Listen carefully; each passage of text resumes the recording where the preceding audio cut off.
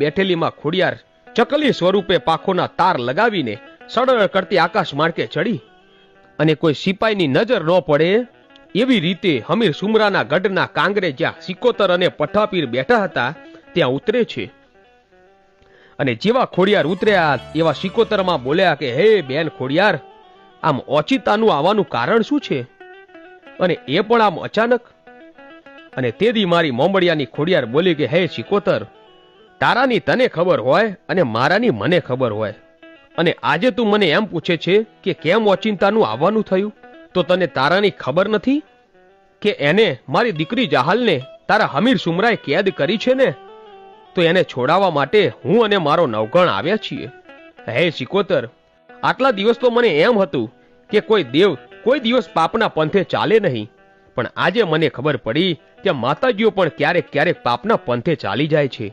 અને ખોડિયારનું આટલું કહેતા માતા સિકોતર કાંગરાની માથે બેઠા હતા એવા ઊભા થઈ ગયા અને કહે છે કે બેન ખોડલ, આવું કેમ બોલે છે?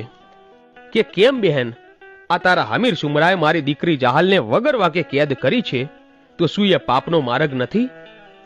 અને આજે મારી દીકરી ચોધાર આંસુડે રડી રહી છે, અને તું સિકોતર જો આવા પાપીઓને સહારો આપીશ ને, તો હે સિકોતર, આ દુનિયામાં તને કોઈ માનશે નહીં હો.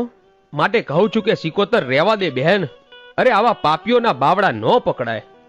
અને ત્યારે માતા સિકોતર અને પઠાપીર માતા ખોડિયારના સાથે વચને બંધાણા કે બહેન ખોડિયાર, આજે તે અમને જે શિખામણ આપી છે ને એ અમને લાગી ગઈ છે, અને હવે બોલ બેન, તું કહે ને એમ અમે કરીશું.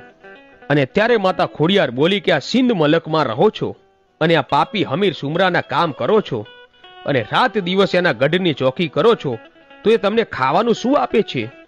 કે પઠાપીર બોલ્યા કે મને ઘઉંના બાકડા આપે છે અને માતા સિકોતરને થોડોક કોળિયો ખીચડી આપે છે. અને તેદી મારી ખોડિયાર કહે છે કે સિંધ મલકને છોડી દે અને ચાલ મારી સાથે મારા સોરઠમાં. ખોબલે ખીર અને છૂટી સેવ ન જમાડું તો હું મામડિયાની ખોડિયાર નહીં. અને ખોડિયારે આટલી વાત કરી પછી તો માતા સિકોતર અને પઠાપીર માં ખોડિયારના પક્ષમાં ચાલ્યા ગયા.